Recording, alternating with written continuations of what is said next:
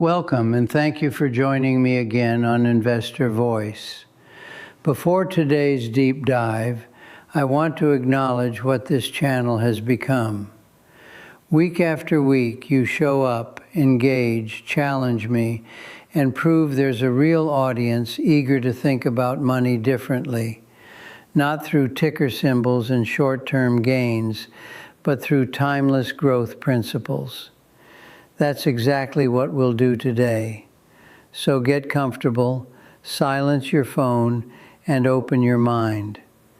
We're about to dive into a seemingly simple topic that reveals deep truths about patience, biology, and long-term value. My name is Michael. After 2 decades in the financial trenches, I've seen booms, busts, what works, and what fails. The most important lessons about wealth often hide in places you'd never expect. Today, that place is the human scalp. Today, we're talking about hair. 33 years of uninterrupted growth. In a world obsessed with quick returns, her patience built a record. The question is, what is your ceiling? To answer that question, we have to go underground. We have to leave the visible world of strands and styles and descend into the microscopic universe beneath your skin. Because that's where the real action happens. That's where the story of growth begins. At the very bottom of every hair on your body is a structure called the hair follicle. Think of it as a tiny tube-shaped factory buried about ½ a centimeter below the surface. And at the very base of this factory is a region called the hair bulb. Inside this bulb, there is constant frenetic activity. There are cells called matrix cells that divide at an astonishing rate. These are the workers of your hair factory. They divide, they multiply, and as they do, they begin to specialize. They transform into a specific type of cell called a trichocyte. And these trichocytes have one job: to fill themselves with a tough, fibrous protein called keratin. Keratin is like the steel cables in a suspension bridge. It's strong, it's flexible, and it provides structure. As more and more trichocytes are produced, packed with keratin, they get pushed upward, emerging from the follicle and becoming the hair strand that you see, touch, and style every single day. It is a perfect model of organic growth, of value creation happening at the most fundamental level. Now here's where it gets interesting from a strategic perspective. All the hair on your body grows this way, from the top of your head to the tips of your toes. But not all hair is the same. The hair on your scalp is different from your eyebrows, which are different from your arm hair, which is different from your eyelashes. They grow to different lengths, they have different shapes, and they even have different colors. Why? Because the workers, the matrix cells, are not making the decisions. They're just following orders. The real decision makers, the board of directors, are another type of cell entirely, the fibroblasts. The fibroblasts in the hair bulb continuously send signals to the matrix cells. They tell them what kind of hair to grow for each specific part of the body. They are the strategic planners, the ones who hold the master blueprint. This division of labor is incredibly important. It means that the growth characteristics of your hair are not random. They are the result of a specific, localized management team executing a specific plan. This biological reality has real-world consequences that are both fascinating and instructive. It's why when doctors perform hair transplants, they are extremely careful about where they source the follicles. If you need hair on your scalp, they will typically take follicles from another part of your scalp, preferably the back, where hair is often more resistant to balding. They want to keep the same management team in place. They want those same fibroblasts giving the same instructions to grow strong, long scalp hair. But sometimes they get creative, and the results are a perfect metaphor for what happens when you apply the wrong growth strategy to the wrong situation. Consider eyelashes. Your eyelashes are some of the shortest hairs on your body, averaging only about 1 centimeter in length. Their fibroblasts are programmed for minimal, delicate growth. But if someone desires eyelashes that are dramatically longer and more luxurious, a surgeon might implant scalp follicles. Think about that. They are taking a management team programmed for maximum growth, a team used to producing 15 centimeters of hair per year, and they are transplanting it into the delicate ecosystem of the eyelid. The patients get what they wanted, but they also get a significant maintenance burden. They now have eyelashes with the growth mandate of head hair. They have to trim them constantly, sometimes weekly, or they would soon be looking at the world through a literal curtain of hair. It's a perfect illustration of a fundamental investment principle. Just because an asset has high growth potential doesn't mean it belongs in every part of your portfolio. You have to match the asset to the context. You have to be prepared to manage the excess, or it will overwhelm everything else. Resilience is built into the design. The core survives shocks, allowing regeneration. Trust the process. But this is the critical point that every long-term investor must understand. No growth cycle lasts forever. Each individual hair has a finite lifespan.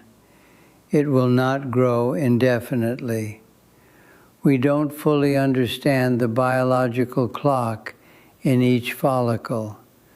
We don't know exactly how it measures time, but we know that scalp hair's active growth phase, called the anagen phase, typically lasts between 2 and 7 years.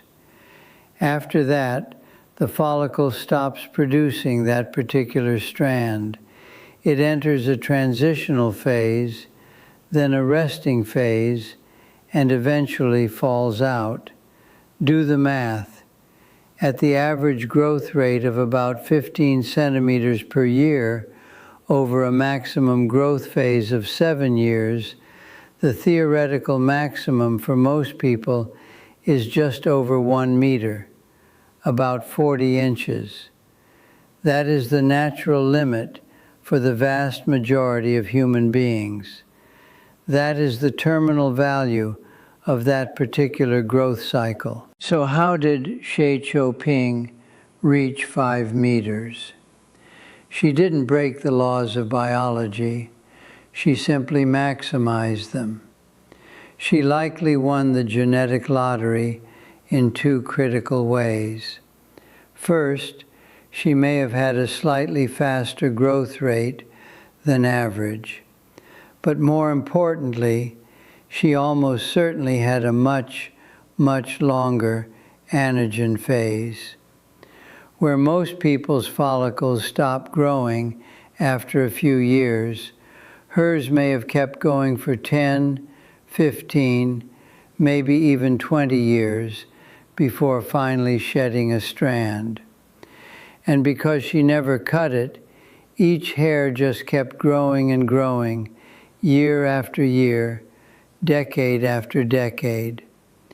It's the equivalent of finding a company that not only grows at a steady 15% annually, but does so for 30 years without a single down year, without a recession, without a market correction.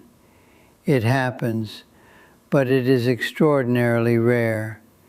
It is the exception that proves the rule. And for the rest of us, the rule is clear. There is a natural ceiling to growth, and it is determined by factors largely beyond our control. And eventually, for everyone, the cycle ends. The music stops. When a follicle finishes its growth phase, the hair detaches and falls out. Sometimes you see it slowly accumulating in your brush. Sometimes it comes out in clumps in the shower, causing a moment of panic. But after that, hair is lost, and the fibroblasts usually trigger the growth of a new one. A new cycle begins. The system reboots, usually. This is where the analogy between hair and wealth becomes incredibly precise and incredibly sobering. As we age, our follicles, like our portfolios, begin to run out of critical resources. They deplete their reserves of essential cell types. The first to go are often the melanocyte stem cells. These are the cells responsible for producing pigment, for giving your hair its color. Each follicle only has a handful of these stem cells to begin with. They are a non-renewable resource, and over time, through the natural cycles of growth and shedding, they wear out, they run out. And when they do, the follicle begins producing hair without pigment, gray hair. The hair still grows, but a key component of its value, its color, is gone. The asset's fundamental nature has changed. In financial terms, this is like a company that continues to generate revenue, but has lost its competitive edge. The growth is still there, but the quality, the differentiation, has faded. Then later, something more serious happens. The follicles can run out of epithelial stem cells. These are the master cells, the ones that give rise to the entire follicle structure. When these run out, the follicle doesn't just produce gray hair. It begins to shrink. It atrophies. The growth phase gets shorter. The hairs it produces become thinner, finer, and less substantial. The quality and quantity decline. And eventually, after enough cycles of shrinking, the follicle stops producing hair altogether. It shuts down permanently. The factory closes its doors. That, in its simplest form, is what we call baldness. It is the exhaustion of a non-renewable resource. It is the depletion of the principle, not just the interest. And this natural process of depletion can be accelerated by external forces, by factors in the environment. In men, for example, a byproduct of testosterone called dihydrotestosterone, or DHT, can interfere with the communication system.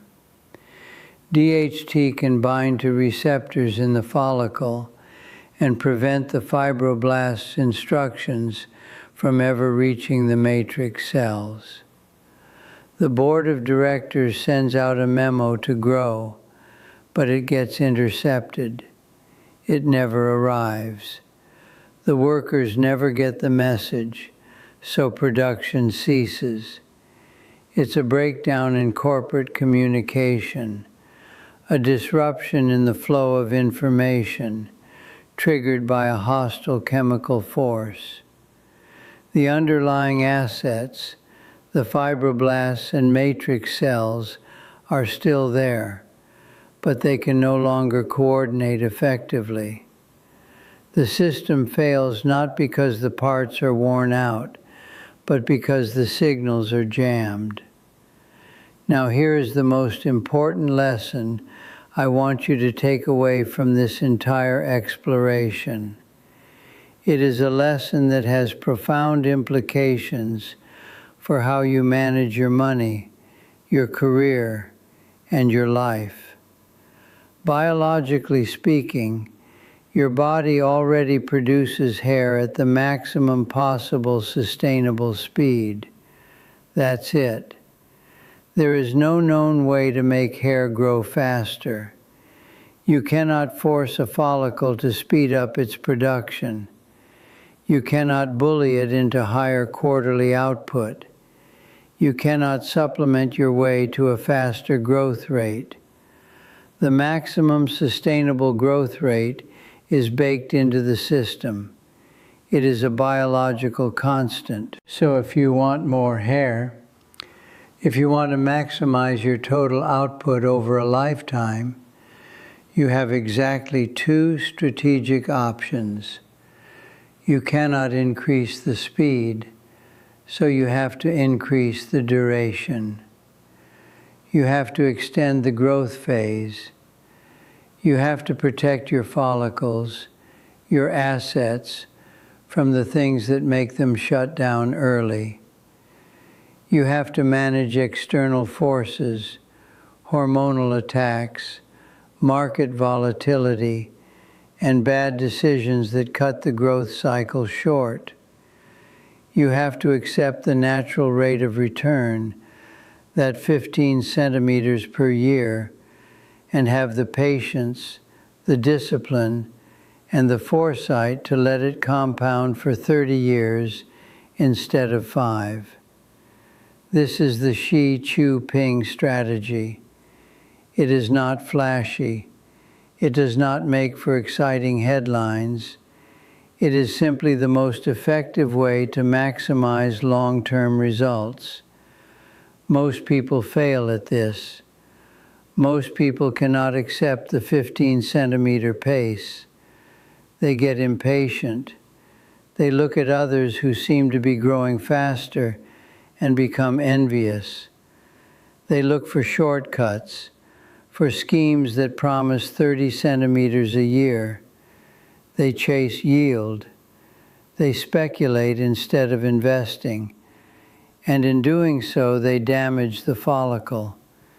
They make decisions that interrupt the growth cycle. They sell at the bottom. They buy at the top. They rip the hair out by the root. The market, like biology, punishes impatience.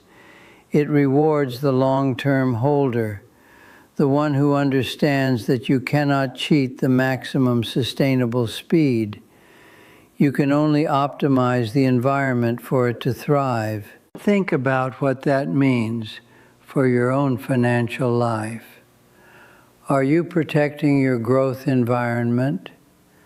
Are you managing the external forces that can shut down your compounding? Are you controlling your debt levels so that interest payments don't drain your resources? Are you avoiding the get-rich-quick temptations that promise high returns but almost always end in losses? Are you diversified enough to survive the shocks, the plucking of individual holdings without losing your core strategy?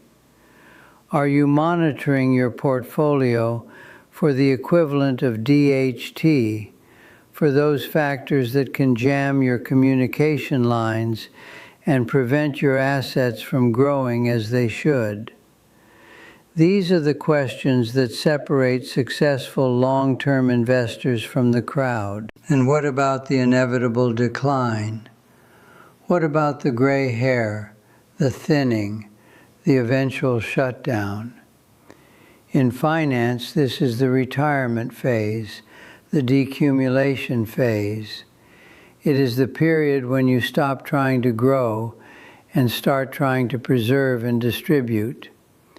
Just as a balding person might adapt with a new hairstyle, a new approach to grooming, a retiree must adapt with a new investment strategy. The aggressive growth stocks that served you well at 30 are inappropriate at 70. You need to shift to preservation. You need to accept that the follicles are shrinking and adjust your expectations accordingly. You need to find the financial equivalent of a good shampoo for brittle gray hair, which might be bonds, annuities, or other income-producing assets that provide quality of life even when the growth has slowed. The beauty of this biological model is that it applies to so much more than just hair or money. It applies to relationships, to careers, to personal growth. Every system that grows has a natural, sustainable maximum growth rate. Every system eventually depletes its resources. Every system faces external forces that can accelerate its decline. And every system requires patient, intelligent management to maximize its potential. The impatient person who chases constant excitement in their relationships will never build the deep, lasting connection that comes from years of steady investment. The worker who jumps from job to job every 2 years, chasing a slightly higher salary, will never build the deep expertise that comes from a decade of focused effort in one field. The artist who tries to force creativity, who tries to make the muse work faster, will produce shallow work.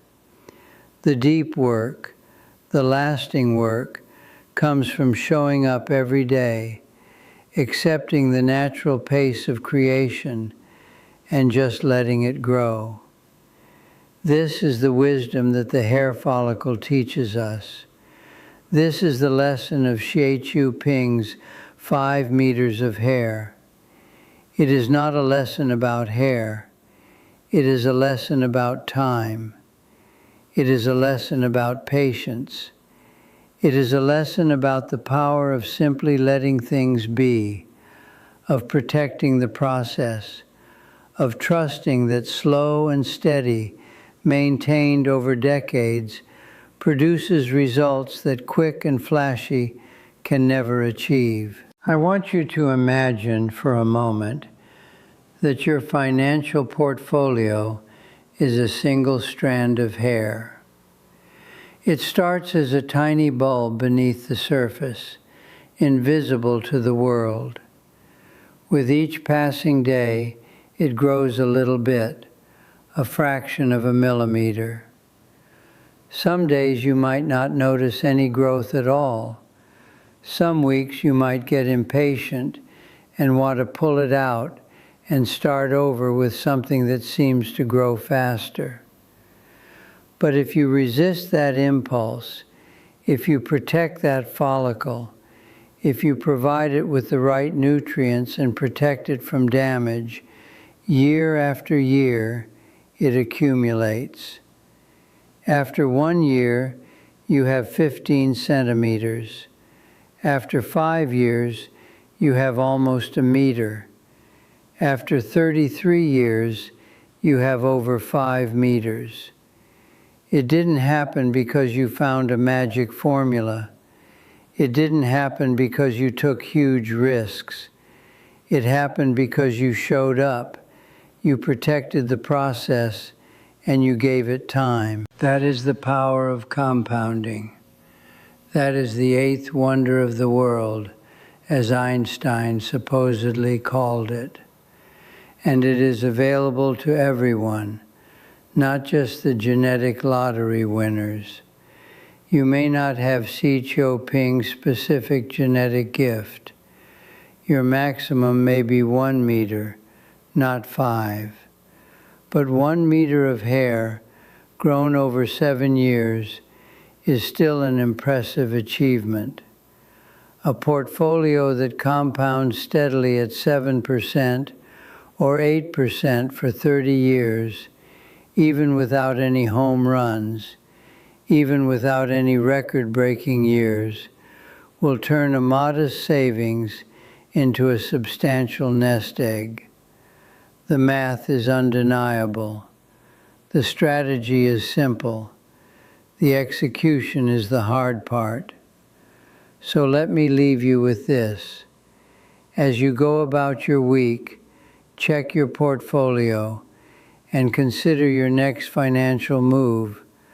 I want you to think about your follicles. I want you to ask yourself, am I protecting my growth? Am I patient enough to let this compound? Am I managing the external forces that could shut this down prematurely? Am I prepared for the eventual slowdown, the natural transition from growth to preservation? And most importantly, am I willing to be like Xi Jinping, to have the quiet confidence to just let it grow for 3 decades, ignoring the fads, ignoring the noise, ignoring the people who tell me I should be doing something faster? You may not break any world records, you probably won't, but with time, proper maintenance, and a bit of luck, you will grow something impressive. You will build wealth that lasts. You will create a legacy. And you will have the satisfaction of knowing that you did it the right way, the sustainable way, the way that nature itself teaches us. Thank you for taking the time to spend with me on Investor Voice. If this conversation added value to your thinking, please do me a favor and hit that like button. It's a small gesture, but it tells the algorithms that this kind of deep, thoughtful content is worth sharing, and it helps more people find their way to this community. And if you haven't already, please subscribe to the channel. We release new videos every week that explore the intersections between timeless wisdom and modern finance, and I would love to have you along for the journey. Share this video with someone you know who needs a reminder that patience is a virtue, not just in life, but in money. Leave a comment below and tell me about a time when patience paid off for you, or when impatience cost you. I read every comment, and your stories are the lifeblood of this channel. My name is Michael, and this has been another deep dive on Investor Voice. I'll see you in the next one. Until then, stay curious, stay patient, and keep growing.